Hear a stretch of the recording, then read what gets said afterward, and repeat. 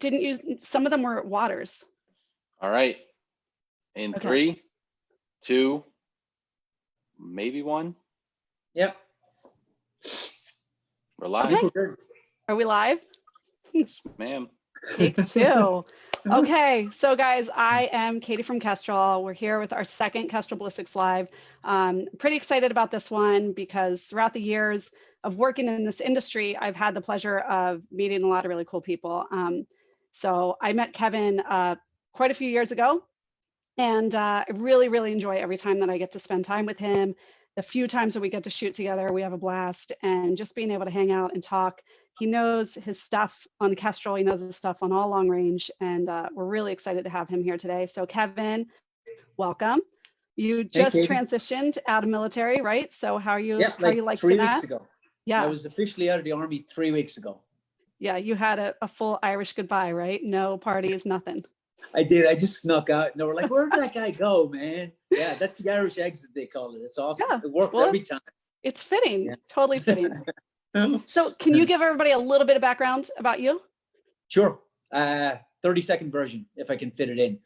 Grew up in Ireland, lived there until I was like 25.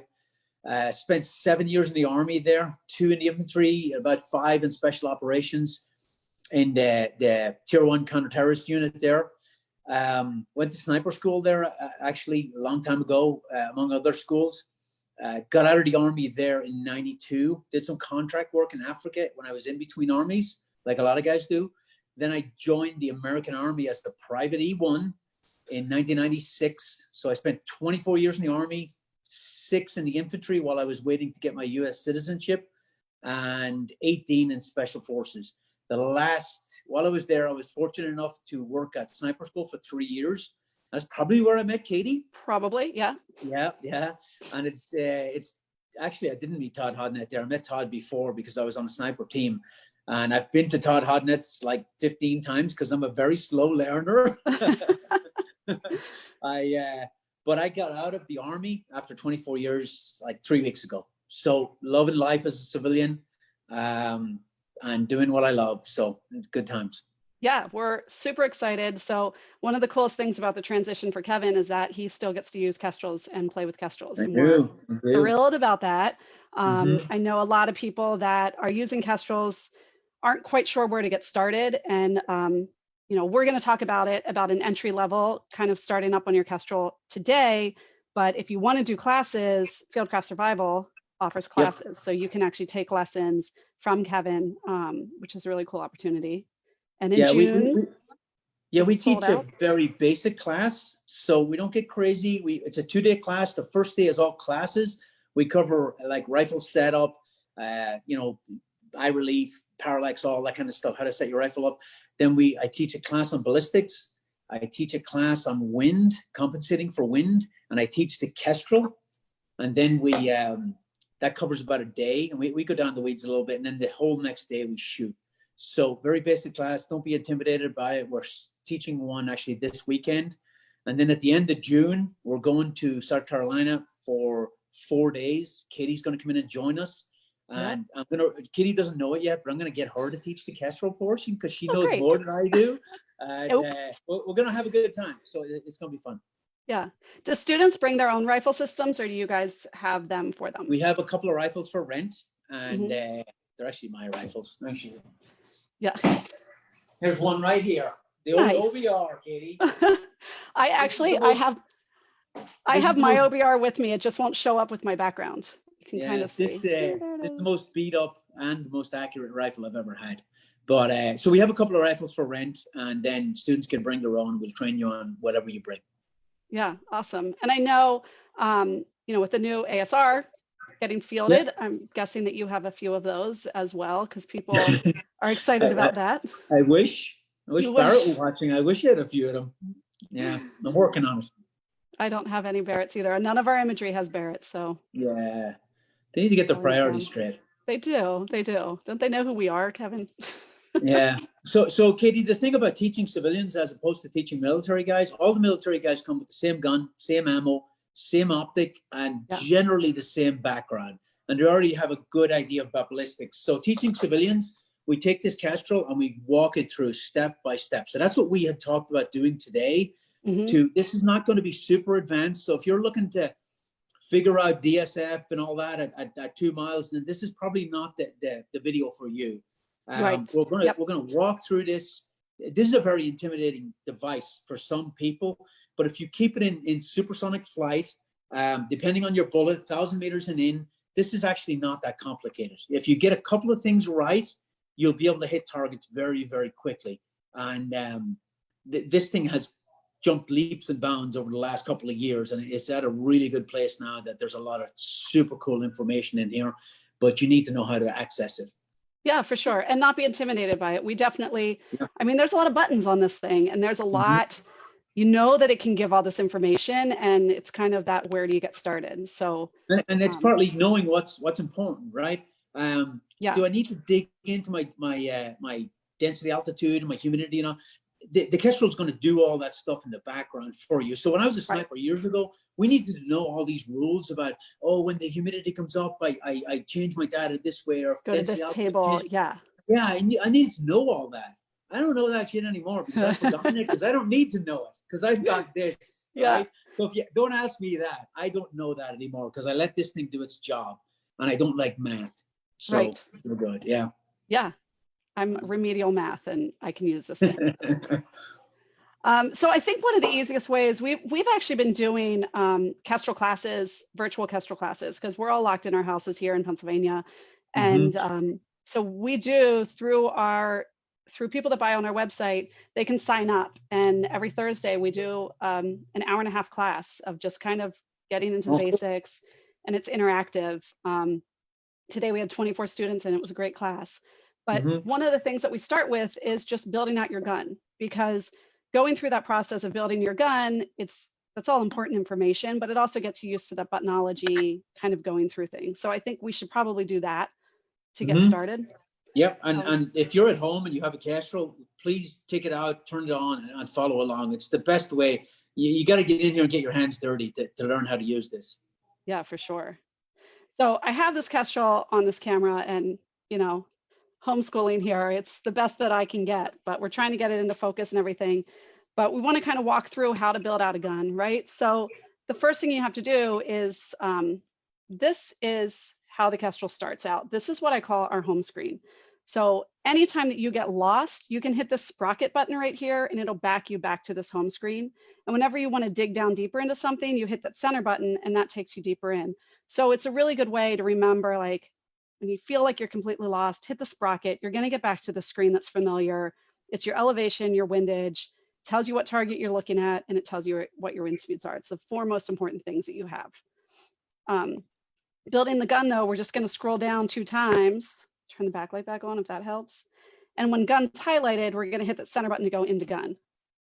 And then you just start building out your gun. So, Kevin, for muzzle velocity, let me go into a new gun. But what do you normally put in for a muzzle velocity? So I tell, when I get students here, I tell them, bring the ammo box that you have with the ammo, right? And sometimes the muzzle velocity is written on the side of the box. Now, it's probably not right because it's based on barrel length and a few other parameters, but it'll give us a start point.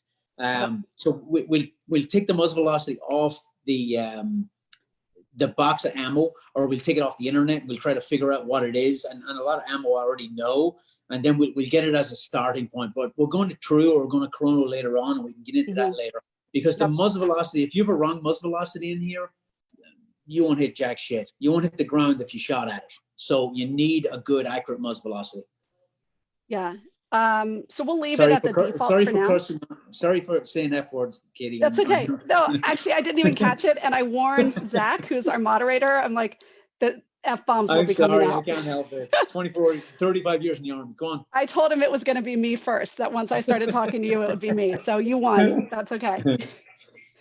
All right. So when you scroll down, you have your drag model. And on the Kestrel, you can either do a G1, G7, or you get into 9 custom curves. And the custom curves that are currently on the Kestrel are a little outdated, just because they're old military ones. So the first one's a 175 grain Sierra Matchking.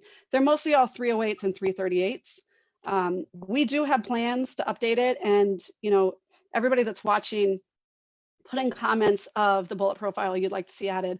We understand that 6.5 Creedmoor, the 264s, we have to add a couple of those. That's what I shoot. So of course I want to add it, but there's some other rounds that we want to get defaulted into the Kestrels and 9 rounds. Otherwise, you connect to the app to get your custom curves. And that app it's really easy to connect to. It's free, and it unlocks, when you have the Elite or the 5700X, it unlocks over 900 bullet profiles that Brian's tested. Yeah. So, Yeah. If you're putting in a drag model in here, do yourself a favor. Don't mess with G1. Don't mess with G7. Get the Kestrel app and pull in the custom drag model. It's so much better, especially if you're going to go out to long range pass into transonic and subsonic. It's easy to do. It'll pull that. So you can search for an hour on the internet trying to find your BC, your ballistic coefficient, or you can just go to the app and pull it in, and it's all done for you. You've enough when you're shooting long range. You've enough things to worry about without worrying about all these things that you can make it easy on yourself. Yeah, for sure. BCs can be super confusing, and even when you look at a box of ammo, the BC they're gonna give you multiple BCs, and I don't know which one to use. On the app, if you do, for whatever reason, choose to do a G1 or G7, if you build it through the app, the BC that you get is Brian's tested BC as well.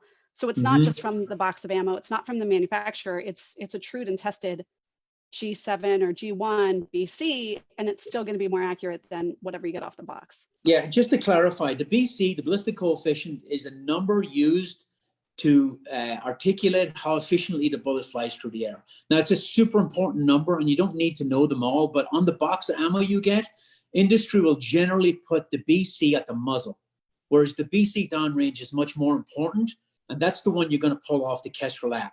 So industry they're not lying, but they're exaggerating their BC capability. But the ballistic coefficient and the muzzle velocity are two really important things that you need to get right when you build this profile.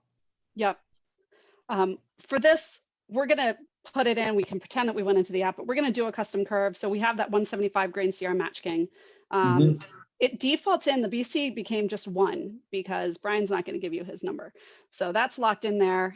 Your bullet weight is now locked in. Your diameter is locked in. We're shooting a 308. Zero range is the first place where you see if you're shooting meters or yards.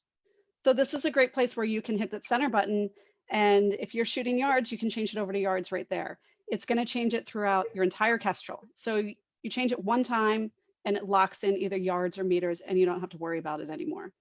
I've changed, in the military I use meters because that's what the military use. Since training civilians, I've completely gone to yards. I would be lying if I told you that I haven't, where's it at? I haven't shot a range with a rangefinder in meters and plugged into data in yards and completely missed the target, So these are the little things that will bite you in the ass. So if you're going to go with yards with everything and leave it alone because and when you get to a lot of the public ranges, we do some of the PRS matches and stuff. Altus, I love their range. They're down in Florida. If you haven't been there, it's an amazing facility. And I always, as soon as I walk into the facility, I have to remind myself of if all of their ranges are in yards or meters, because they have steel that they have set up. They have really nice little placards that tell you what distance each one of those targets is. But if you plug it in as meters and it's in yards, you're screwed. Hey, Katie, do you have to zero exactly at 100 meters, or can you do like 103, 105, or does it matter? So you could do 100, you can do whatever you want. I mean, 100 is our recommended number, but I mean, but you don't have to go. Go ahead. Yeah, you'll see people ranging and going, 99, step forward, 101, you have to be exact. It's not that, it doesn't really matter. Not that anything, good data is good data. If you zero at 103, go ahead and put in 103 if you want, but just anywhere around 100 meters is fine. And we definitely say, Vinny, is that Vinny? Yeah, it's Vinny. We definitely say that garbage in is garbage out. And one of the cool things with the Kestrel, especially for everybody that's stuck at home, is that you can use it to figure out what is garbage and what isn't. So checking some of these things, play around with them, build a different gun profile and mess up a couple things and see what happens to your holds over 1,000 yards or 500 yards. I think people don't understand that about the Kestrel. It's a great educational tool, right?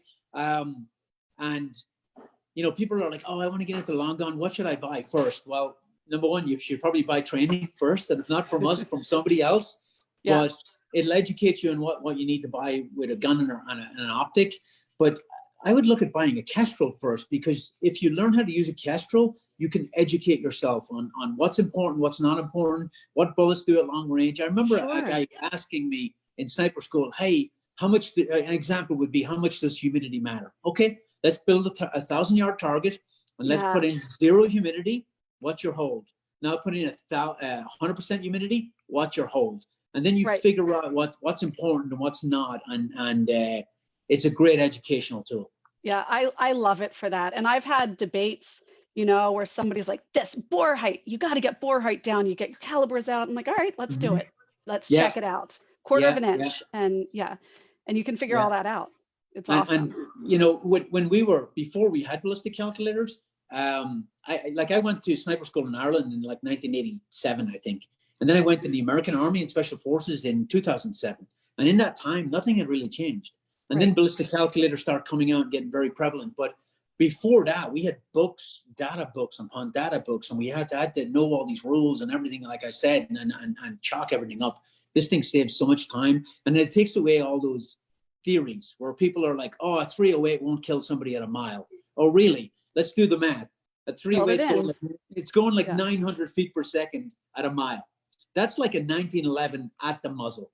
That's going to leave a mark, right? So you can answer a lot of questions with this before you even buy a gun, and you can figure out how much better 6.5 is than 308, or is that the right bullet for me, or the right caliber. So yeah. I mean, people are definitely online shopping. They're looking at these different guns and trying to figure out which caliber they want to get into. I mean, even obviously you did a lot more testing, but choosing the calibers, the 3 calibers that the ASR has, looking at all of those, you guys, how much time did you spend?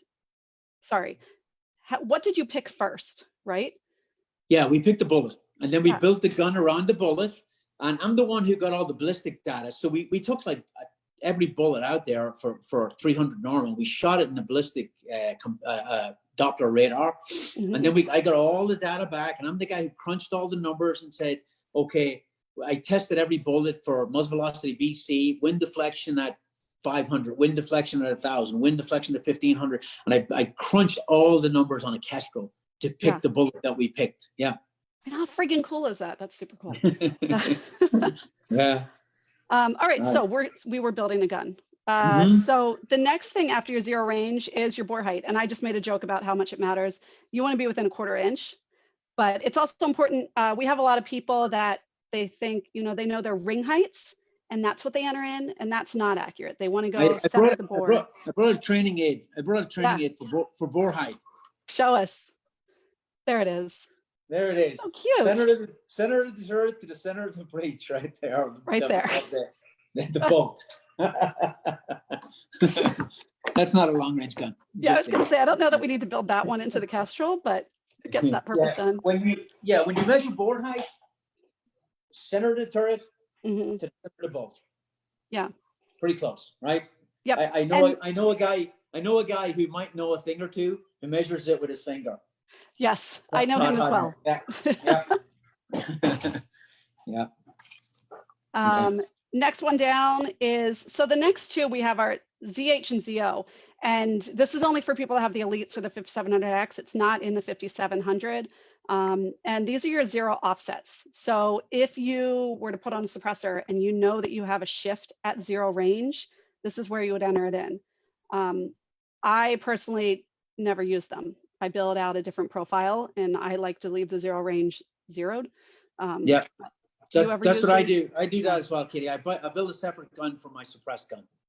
Yeah. I just find it easier. Yeah. And I also, this holds 30 guns. The app holds as many guns as you want. There's no reason in trying to remember which one is which. All right, your twist rate. So we have a default to right twisting. How many left twisting barrels are there in the world? I mean, not many, right? No. And this is another fallback. It defaults to 11.25. which was what the original 308s, right? That's their twist rate. Yeah, yep. For most people, there's a couple ways you can find your twist rate. Honestly, if you go online, it's going to tell you whichever, if you buy factory made guns, you can usually find it on your barrel, stamped onto your barrel as well. Mm-hmm. Yeah, and if you're building a gun and it's a 308 or a 6.5 or even a 300 Norma, go with a 1 and 8. There's been a lot of studies done. I know the Army did one, Marine Corps did one, and I was privy to all those studies, but 1 and 8 is a good solid twist rate for a lot of those bullets. Gives it more stability downrange, increases your spin drift a little bit, but that you can account for that in the Kestrel. But 1 and 8 is a good twist rate for a 308 or a 6.5 Creedmoor, and even heavier bullets. Heavier bullets like a tight twist rate for that stability. And they've gone a tighter twist rate than that, and 8 seems to be the one that kind of is the good measurement, right? Yeah, it's kind of a good solid twist rate for those bullets. Yeah. So the next two down are your elevation and your windage units. We do have them separated out. And did you have to shoot the one where you have a different, what your windage is MOA and your elevation is mils? Is that how it works? Did I? Yeah. No, we used to, like 10 years ago, not that long ago, we had a DEM24 with a 10 power Leopold second focal plane scope, and the elevation was in minutes of angle and the reticle was in mils. So people ask me which is better. It doesn't matter, they're both units of measure. Just make sure they match. Don't have a minute of angle turret with a mil reticle. That's a freaking pain in the ass to deal with, right? Yeah. I like mils because I've been shooting mils for so long, but a lot of people shoot minutes of angle. And again, they're just units of measure, but make sure they're both the same. Yeah. On the Kestrel, you have the option of TMOA and SMOA. So we get asked that a lot. It's true minute of angle versus shooter's minute of angle. Shooter's minute of angle was developed as a rounded out number for everybody doing the math in their head. It's easier to do a rounded number and to multiply a rounded number. True minute of angle is the actual measurement. And since you're not doing the math in your head, that's the measurement you should always use. If you're shooting MOA on the Kestrel, do a TMOA. Mm-hmm. I can't talk MOA at all, and second focal plane scares the shit out of me. So I was handed an MOA rifle with a second focal plane. I'm like, yeah, I'm out. Yeah, I know it because I trained it years ago and I still retain some of the knowledge. I much prefer mils. I find they're an easier unit of measure to deal with. But hey, if you're going to go minutes of angle, go minutes of angle. And a lot of hunters use minutes of angle and they're more comfortable with it. But the Kestrel will work for minutes of angle perfectly. Well, that's what I found too, is that when I'm talking to people either at shows or at classes and stuff, it doesn't really matter if I can't understand what, if their measurement isn't working out to what we think, I can switch it over to mils and then I can understand what's going on and then switch back to MOA. It's still the same solution. It's the number that gets you onto a target. It's just a different way of saying it. And some of the wind formulas, like Todd's short wind formulas that I know really well in my head is based on mils. Yeah. I do have a wind formula that the Army used for minutes of angle that I still use when I teach civilians, but I'm just more comfortable with mils. Yeah, for sure. Mm-hmm. Right. So that's basically it. We just built the gun. Just went through and built a gun. It's easy. You just sprocket out to exit out of it, and now you have your gun built. The next thing that you have to do is you have to use the Kestrel to pull in all that environmental and all that information. And I should have this Kestrel that I have on screen. I didn't calibrate the compass. I hate calibrating the compass. Yeah. And it is the worst part of a Kestrel. As Katie from Kestrel, I will tell you, calibrating our compass sucks. And I know Mike actually asked on our Facebook Live earlier of a standard procedure to always have to recalibrate the compass after their Kestrel's been turned off. Absolutely not. When you calibrate the compass, especially with this new 5 series, even if you open the battery door, it's not going to pop the battery out. So you shouldn't have to be calibrating your compass over and over again. There's a couple things that might be affecting that. One is I love magnetospeed. They have a really cool rifle cool that you can put into your barrel in between stages of PRS. It cools down your barrel so that you're not getting into that heated up. It has a giant magnet on it. And if you keep that close to your Kestrel, it knocks your compass out. It took us like 3 weeks to figure that out. But that's a big one. And yeah, if you are having those kind of compass problems, I would definitely reach out to Kestrel because that's not normal. Yeah. Do you want to talk about the 3 modes that are in here first, Katie? Sure. Yeah. Easy mode, yeah, just that, yeah. Yeah. So when we started with the 5700, which is our basic line, the 5700 can be upgraded in the field up to an elite. So it's a great entry level one to get you into it. It holds 3 guns. We developed this easy mode, and easy mode takes away some of the stuff. So it takes away some of the confusion that you might have. It's a step-by-step guide. It puts everything into a tutorial, and it just leaves what you actually need on the screen. Where ballistics, you're going to be seeing everything, and it can become a little bit of an overload, you know? Mm-hmm. Yeah, once you start out with the Kestrel, and if you use easy mode to calibrate your compass and get direction of fire and stuff like that, after a while you won't need it anymore. You'll just be using ballistics mode, and the weather mode's the other one, and you really don't need that except for checking the wind, because everything's done in the background, as long as you make sure to turn on your environmentals when you need them. Yep. But the cool thing is you don't even have to go into weather mode. If you double tap this backlight button, it's going to pop you into the wind. There, I can get busted again for not calibrating my compass, but it pops you into the wind speed. And then every time you double tap, you're going to go back and forth between ballistics and then back into wind. Yeah, because really, yeah. And like you said, this is the screen that you need the most on weather, because you want to be able to start. Like, I don't actually capture my wind right where I'm shooting. I do my wind from where I try and figure out what's happening downrange and input that wind in. So for me to learn that, I have to learn what that wind's doing to me and how that's affecting the vegetation, whatever it is around me.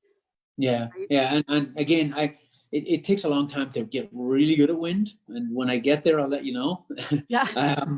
But if you take a base reading at your location, as long as you're not, you know, in a sheltered area, and then you try to read the terrain downrange. So I know I have an 18-mile-an-hour wind here. Let's think about what that terrain is going to do to that wind from me to the target, and then I'm gonna read mirage. I'm gonna read vegetation. I'm gonna take into account everything I can, and I'm gonna make my best shot available. But the wind at your position is not necessarily what is happening downrange, but it's the only absolute known you have, because everything else is a guess.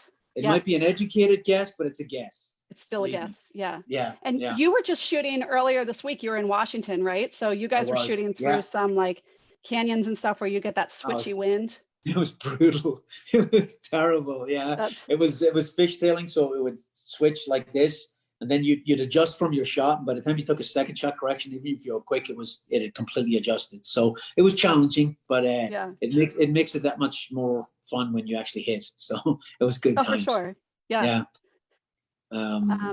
Okay, so do we want to look at how you update your environmentals on the Kestrel? You tell me. You're the one this is your gig, Katie. Let's do it. So the Kestrel does, obviously, that's what we are. We're not ballisticians. We leave that to Brian Litz and Applied Ballistics, and we leave it all to the solvers. But what we do is the weather. That's how we got started. The company has been around. Well, as a rowing company since the 70s, but as a weather meter company since the 90s. And we know how to accurately do all of these measurements. So the Kestrel, when you're in ballistics mode, we actually tell you to lock it all and not use it very often, right? So when you get into Enviro, we want you to unlock it. So you have Enviro highlighted and you just toggle it over to live. And that's going to give you a live reading of your temperature. You can hit that center button to go in and you can see what everything is live. Or what's really cool, again, using it as a learning tool, lock it down, and then you can go in and make adjustments and see what that temperature change is or what that does. Yeah, and then if you're shooting, let's take a military police scenario. If you're shooting and it's 110 degrees outside, but you're shooting from an air-conditioned room, if you don't lock this down, it's going to give you the environmentals from inside the room, and the bullets flying through 110 degree temperature, but the room is 72 degrees because it's picking up the air conditioning. So that would be an example where you would get the atmospherics outside, lock it, and then use that for taking your shot. If that makes sense. It does, yeah. And it's also, you know, people are transitioning around, but they'll put it down into their shooting mats. For whatever reason, the front of shooting mats are always black. I don't understand it. You sit it down on that, you get all that soil loading, And it's Yep. an artificial temperature, it's artificial humidity, all of that.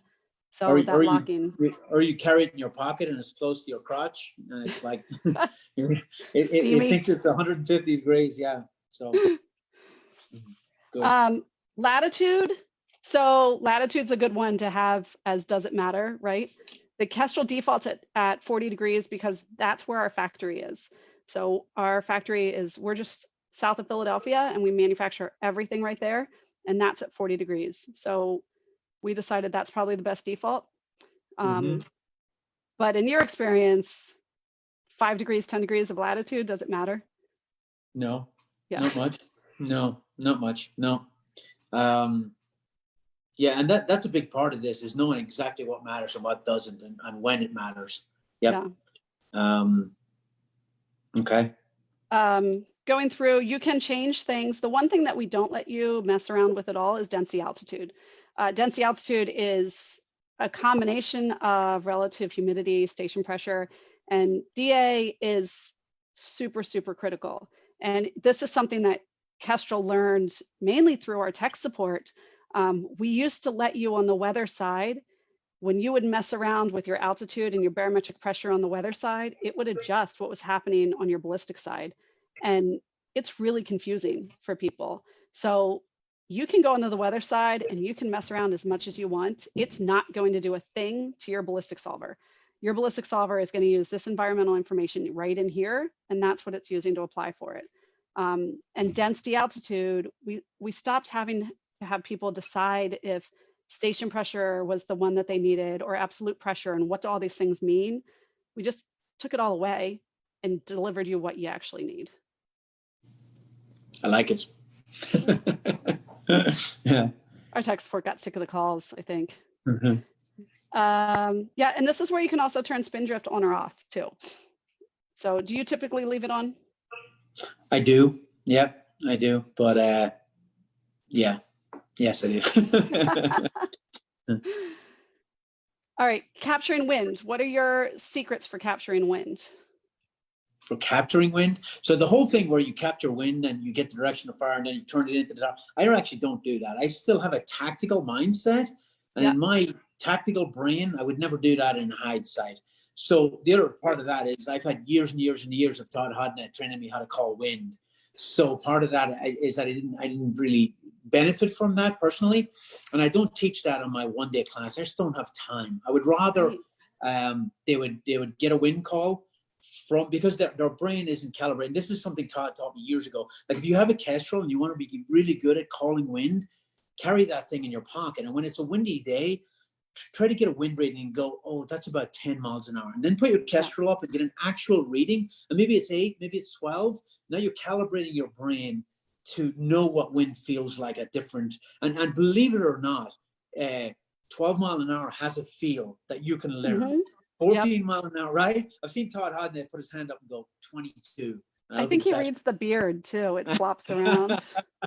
Yeah, I can't grow a beard that big, so I'm screwed, right? But that whole capturing wind and going direction of, I just don't do that personally. I'll try to get a wind reading at my location if I can. I'll read, everybody argues about where you read wind, right? Do you read it at the muzzle? Because if the wind blows at the muzzle, it pushes the round off early. Some people say max ord, where the bullet is highest and it's catching so much wind. Some people say when the bullet's near the target because it has slowed down and the wind affects it more. The answer is all of the above. Everything that touches that bullet is important, right? So if I can, I'll get a wind reading at my location. And it depends how much I've been on the gun. So I'll try to read it by feel initially, and then I'll check it with the Kestrel to see how close I am. And then I will look at the terrain. I'll look mid-range. I'll look at mirage. I'll look at vegetation. I'll look at freaking clothes hanging on a clothesline if I'm in a tactical environment. I'll try to do everything I can, because calling wind is our nemesis in long-range shooting. It's very difficult, and it does take a long time to get really good at it. So I will take everything I can into account and try. What drives me crazy is when people, especially people who are new or even seasoned guys, they'll get on the gun, they'll make a quick wind call, send a shot, and then make a second shot correction. Well, that's not really what we do, right? We're always trying to get that first round hit. So, don't use that first round as a wind call, as a windsock. Try and get that first round hit with all your knowledge that you have, and then learn from every time you miss. You should be learning from what you did wrong. But yeah, so I don't know if that's what you're getting at, Katie, capturing the wind, going to direction. No, that fire. is. Yeah. But that's I don't do that personally, but it is a good tool for people learning how to apply cosines to a wind call. Yeah, yeah. I know Brian Litz one time, one of my favorite quotes that he has is, we asked, when does wind matter? And his answer is yes. So Yeah, it's just, yeah. Brian Full flight also, path. Brian wrote in his book, because Brian's a mathematician, he's a science guy. He wrote in his book, dedicated to my dad, who taught me that 2 + 2 always equals 4. Yeah. You know, which is true. You know, it's math. And this theory that snipers are brilliant at math is freaking crap. I hate math. I hate it, and I'm terrible at it. That's why I have this. Yeah, yeah. And I know, there's some people that feel like, because you've talked about all the data that you had to know and you had to memorize and everything. And I don't want to give the impression that the Kestrel is like dumbing everybody down. There's still knowledge. The schoolhouses are still teaching everybody everything. Yes. So that, because it's still an electronic, it can still fail. It doesn't, Yeah. it's Kestrel, it's super good. But yeah, but I'm a civilian. I don't need to know that anymore. You don't have to know it anymore. Me anymore. So I use this. Yeah. Okay. So What's have next? you gotten into any, sorry, I'm looking at some of the questions that are coming in because we've been ignoring questions. Have you gotten into any of the 22 long range? Have you started to play around with that at all? I'd love to do it. Do you know Yeah. Brian that worked with me? He's into it. Yeah, Brian's into it. And it just seems like a blast. But I will tell you, if Fieldcraft Survival and Mike Glover can figure out how to add about 3 more days into a week, then I might do it, because I'm swamped right now. Yeah. I have not gotten into 22, but I'd love to. It's such a fun round to shoot. Yeah, a lot of people are really getting into it. And one of the guys, Alvin, had asked, his elevation data is right on, but his wind's never close. And I don't know, because I haven't shot very much 22 long range, but I'm pretty sure that they're pretty affected by wind, right? That's yeah. that's going to get a big push at a really short distance. Absolutely, yeah. If I was him, I would get a 100-meter target, and then read the wind with a Kestrel, and then shoot at a dot and see how many inches it pushes that bullet off, and then maybe do the same at 200 and 300, and build a wind formula from that, and try to equate it to the Kestrel. If you build it in here, it should give you the wind, but I would check it against paper to see how far it pushes that bullet in different wind conditions. Yeah, that would be fun. Mm. All right, so other questions that we had is, so Cameron asked if we can reorder the gun profiles. The Kestrel has those 30 gun profiles, and it's one of those frustrations.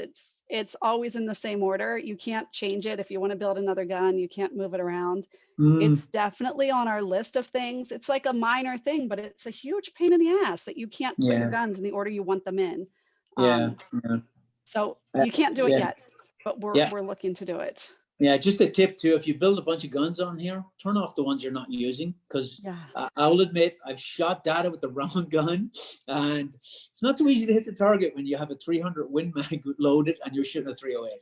Well, we had to, we put a bug fix in, I believe, for you after missing a couple targets, right? That we Did you? started. Yeah, so the Kestrel now, you can lock it to a device and no one else can pick up your Kestrel. And oh, no, yeah, that's not, I remember that happened. Yeah, you're right. It wasn't me, it was Terry actually, but I was there when that happened. Now, I was just talking about having multiple guns in your system. Yeah. You can turn off the ones you're not using, but it used to be like that the Bluetooth would pull in somebody else's data, and they could send their gun profile. Yes. And if you send it in as an overwrite, it'll erase every other gun profile that's on there and just put in that one gun profile. So that can suck mid-match for sure. Yeah. But it is pretty easy. You're absolutely right. So when you're in your gun, it is pretty easy to just go through and switch through a gun if you're just messing around with the buttons, and that will obviously set you up for failure if you move over to the wrong gun. Trying to look through some of the other questions. Yeah, we're trying not to go super complicated on this one. This is the first one. We're trying to keep it to the basic audience. So if you send in a question about crazy DSF calculations at 2 kilometers, we're not going to answer it on this one. Probably next one. Yeah. Speaking about how you look at your solutions, where with the Elite, you have three choices, right? You can either look at this home screen, you can look at the target card, or you can look at the range card. Range card has incremental single lane. Target card, you build out your 10 targets. Mhm. Which one do you like to use the most? It depends what I'm shooting, but I have a heads-up display, so that I got from somebody I know in Kestrel. So if I have that HUD up, I'll run a range card on it, and I'll run the range card in like 50-meter increments probably. Now for students at the course that I teach here, I pre-build all the targets into the target card, and I found that super easy, that they can just go through, and I already have the range, because I'm not teaching milling. I'm not teaching using a rangefinder. It's a known distance range, and it's a basic course. So I will pre-build the whole target card in here with all the data. So all they have to do is scroll through, and I have the numbers written on the big pieces of steel. So that's fantastic. The one with 3 on it, they go into 3, and it's 482 meters or yards or whatever, you know. So that's what I generally use. Every now and again, when I'm screwing around, I'll just go in and I'll scroll right to the target, and I'll find the range I need. So I've used all three. It just depends what I'm doing. Yeah. I think I tend to use the range card the most, just because I can put it in whatever increments I want, 10, 20, 25, 50, 100. And depending on what range I'm on, it's always accommodating. Like if I put it in 10-yard increments, I'm going to get close enough to that target. I mean, chances are if I'm lasing the target, I may be hitting the berm anyways. I might have a little bit of a discrepancy there. Yeah, I think when I'm not getting into truing and all that, but one of the reasons people have a problem truing is their range, they're hitting. I've seen this. I've used all kinds of range finders in the military, but they're lasing a target, but they're hitting the bank behind it, and they're 10, 15, 20 meters, 50 meters off, and they're trying to true a gun that way with an inaccurate range, which screws them up, because lasing a target with a rangefinder is not as easy as it might seem. Yeah, for sure. Do you have? You can now have opinions. Do you have a rangefinder that you like to use? So where is it? Damn, I have a SIG Kilo that I really like. The problem is we can't use those in the military because they can be seen with night vision goggles. They're 903 nanometers, which can be the enemy can see them with their night vision. So the ones we use, like the Plurf 25 Charlie, are very expensive, but they're 1550 nanometers and can't be seen with night vision goggles. Phenomenal rangefinder. They spoil you. Oh, they're so good. But the one I have right now, that's SIG Kilo, and you can actually Bluetooth it to the Kestrel, and it'll give you a range, and then a second later, it'll actually give you the hold based on whatever gun you have built. So it complements great with the Kestrel. And thanks, bro. This is it. But this one's small and light, and super easy to use. Yeah, I really like this thing. Yep. Yeah. Shout out to SIG. Yeah, shout out to SIG. I have I would, now that you're civilian, you get to test out all the different civilian ones. So Leica also has some nice ones that they came out with, and they just released 2 more at SHOT Show this year. Like one of our last trade shows that we could have, but that I love theirs too. It's the same Bluetooth size. To the Kestrel? Bluetooth to the Kestrel, yeah. Okay. Tell them to send me one, Katie. Come on, hook it up. I don't have your contacts. I'll work on it. But it's great. You know, the one thing with rangefinder is depending on which rangefinder you have, they're all going to send distance. I mean, if they're ones that connect to the Kestrel, but some of them will send inclination as well, and direction of fire. And you have to be really careful if you pull an inclination from your rangefinder, because then if you go and manually change your range, you still have inclination in there. And I think that's something that people miss a lot. Yeah. And you know, we were saying earlier on with the Kestrel, get in there and screw around with it, build guns. But that's, excuse me, that's the one thing I'd be very careful of. If you put an inclination angle in here because you hit something you weren't ready for, then it's going to screw up your data, and you're going to have to go through and troubleshoot and find out why you're not hitting the target. If you're not hitting the target, it's probably your shooting, but there may be, it's usually not the equipment, right? But there may be a bad piece of data in here. Just be careful. Yeah, it will. I am going to try and show you one here. So inclination, you can set in the Kestrel in either degrees or cosine, and they're tied together. But I mean, typically people are going to get this information from a rangefinder, not manually put it in. But once you put it in, you can see that little asterisk next to your range. So if you're on your home screen, you can't see that there's inclination applied. And this has screwed up so many people that we put in this little warning to say like, hey, there's something else in there that you've messed with. If you're missing, here's a sign that you need to go in and check that, because your range is not a straight 852 yards. Your range is now adjusted because of that inclination that you put in. Right. Yeah. That's a great tip. Yeah. Yeah. And the other thing people have to be really careful about is that some rangefinders, that aren't connected to the Kestrel, they will tell you your adjusted range, right? So if you're shooting something with an inclination, instead of saying 800 yards, it might say that it's 780 yards. If you put in both the inclination and then that adjusted range, 780, the Kestrel's going to do the math and pull it back even farther. So you have to make sure that you either put in the adjusted range or the true range with that inclination.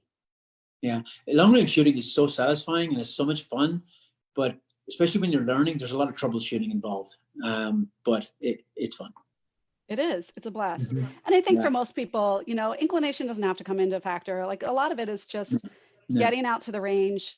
I think the coolest thing, and now that you've done it with everybody, but now that you're teaching civilians, to take somebody out to a range and have them shoot, and they turn around with a big smile and they're like, that's the farthest I ever shot. It's awesome.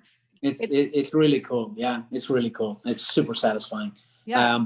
Don't worry about inclination angle. You need mountains for high angle shooting. Right. If you're on a little hill or 2-story building, that ain't high angle. It's not. You need mountains, so don't worry about it. Don't be messing with it. Yeah. Just stay away from that. Yeah. What's next? What's next? Well, I don't know. The Kestrel's so easy. I don't know that we need anything else. So let's talk about target, right? Yeah, so sure. Go to target and hit enter. Mm-hmm. Target range. Obviously, scroll left and right to change your target range. Direction of fire. You want to talk about direction of fire, Katie? Sure. Yep. It is critical to set up your direction of fire, and you want to set it up before you pull in any wind or before you enter any wind, because your wind is tied to your direction of fire. And when the compass is calibrated, the easiest way to do it, and you guys are going to bust me again because my compass isn't calibrated, is you hit this little red shortcut button and it changes to, it gives you that warning, but it'll change to just a T with an arrow. And that is now starting that compass. And you have to hold the Kestrel level.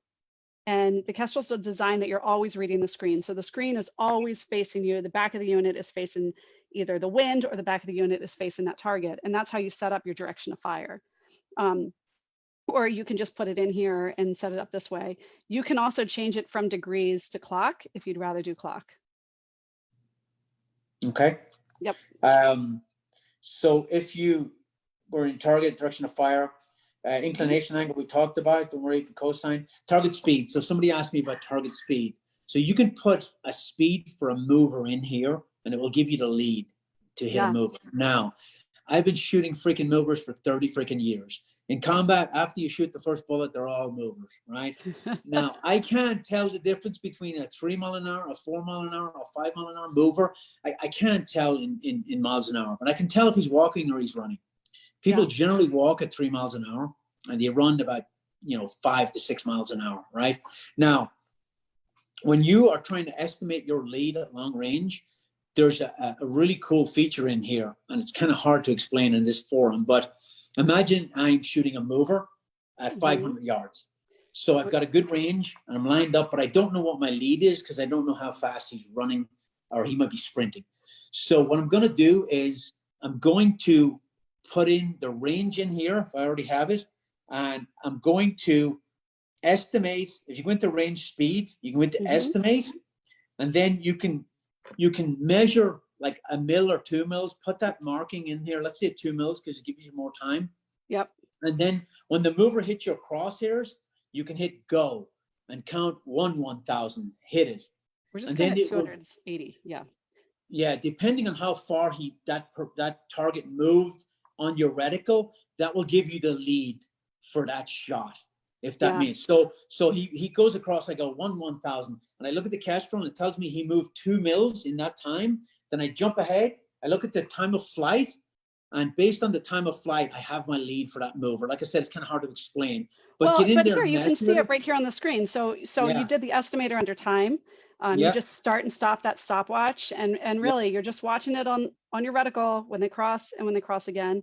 And then you're gonna go through, it's starting, and now it's gonna stop.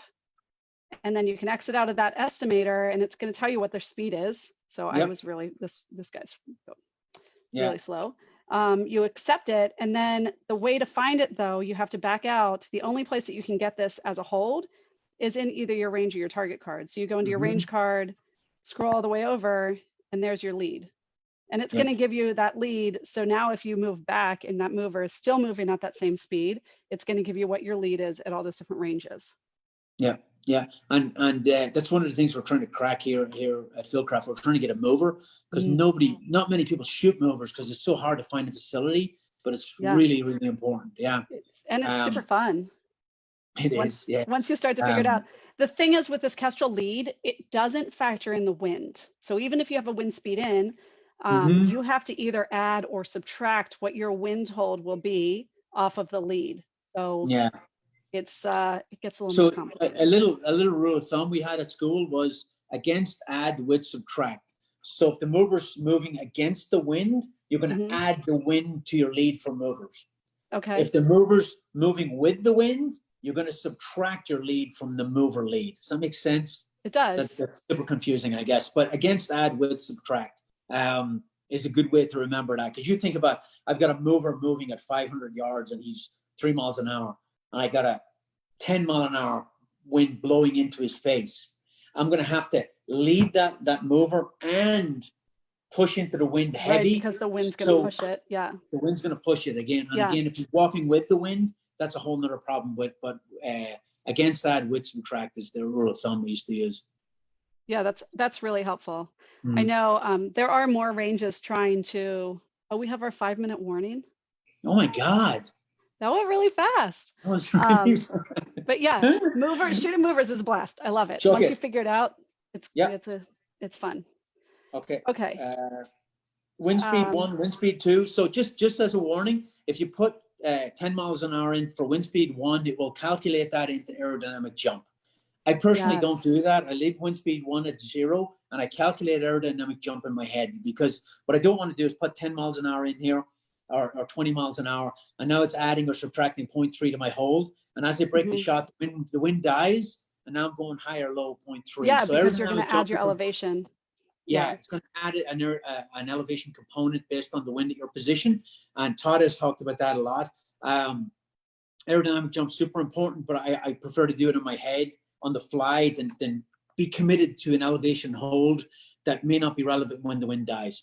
Yeah, well, I think, so we had our 5-minute warning. I think that aerodynamic jump is a huge topic, and talking about how the wind is going to affect, it doesn't just affect left and right, because a lot of people think it's moving it left or right, but that Lars factor, adding and subtracting it, I think that's a great thing. We'd love to have you come back and go a little more advanced next time, and definitely talk about aerodynamic jump. We can talk a little bit about spin drift, talk about some of the things that are, you start to talk to people about it and they start to glaze over. We can just briefly get in there.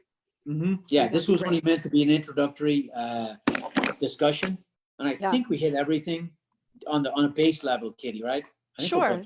Yeah, we want people to be able to go out to the range, shoot within the supersonic of their other rifle system. Yeah, next time we'll talk about truing, but really just being able to get out there, go out to 700-800 yards and have fun. Yep. Super simple device to use until you start getting into transonic and subsonic, but they're building blocks. You build to that. You don't, like when you go to sniper school, you don't start shooting at 1500 day one. Right. You start freaking zeroing and trying to group, right? So building blocks, learn the Kestrel, and it's a phenomenal tool. It has changed shooting a lot, long range shooting. Yeah. Well, it's awesome. I obviously like it. I've been there for 21 years, so I love this company. I know. It's a really long time. It is. Well, we definitely want to have you back. We're going to do a lot of videos in South Carolina when I drive down there. Absolutely. I'm really looking forward to that. Is there information about that course on your website? It is. It's on fieldcraftsurvival.com. And I don't know if the long range course is sold out, but it's selling out quick. So get on there. There's the 2-day long range course. There's a 1-day long range carbine class with running carbines out to about 500. And then there's gunfighter pistol, gunfighter carbine, and then evasive driving. We're going to do a bunch of other stuff. It's going to be a blast. Yeah. So Yeah. I'm going to be Oh, there you're for the whole getting the, time Mike as a said you're getting consultant. the first car, Katie. You're getting the Nice. first car, so it won't even be damaged, and you're going to get to wreck it. Oh, sweet. All All right, right. Well, cool. thanks so much, Kevin. We really appreciate it. It's great seeing you, and we will have Yeah. you back really soon. Okay, thank you. All right. Bye. Thanks.